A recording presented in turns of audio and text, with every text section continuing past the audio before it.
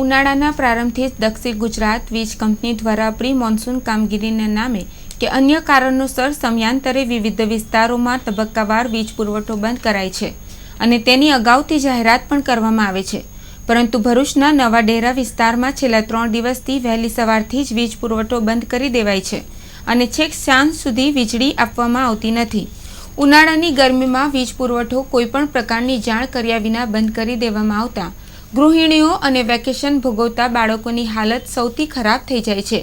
તેમાં કોઈ વયસ્ક ઘરમાં બીમાર હોય તો તે વધુ બીમાર થઈ જાય તેવો ઘાટ ઉનાળામાં વીજ કાપથી થઈ રહ્યો છે। સતત જૂના ભરૂચના નવા ડેરા વિસ્તારમાં વીજ કંપનીથી અહીંના રહીશોમાં આક્રોશ ફાટી નીકળ્યો છે અને વીજ બિલના નાણાં અન્યોની જેમ તેઓ પણ ભરતા હોવા છતાં આ રીતે વીજ કાપ અહીં જ રાખવામાં આવતો હોય આંદોલનનું મન રહીશો બનાવી ચૂક્યા છે। 24 કલાક વીજળી આપવાની વાતો કરતી સરકારના વહીવટી અધિકારીઓ લોકોને ઉનાળામાં પડી રહેલી હાલાકીથી વાકેફ થઈ તેના નિવારણ માટેનું આયોજન કરે તે જરૂરી છે। નવા ડેરા વિસ્તારમાં અમે લોકો રહીએ છીએ।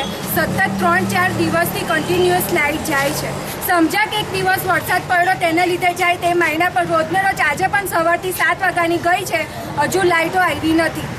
અમે લેડીઝ જે ઘર વર્ક હોય હાઉસવાઈફ હોય એ લોકોને ઘરમાં કેવી રીતે કામ કરવાનું?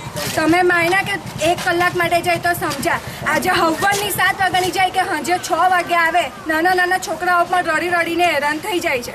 અમારે કેવી રીતે કામ કરવાનું ઘરમાં?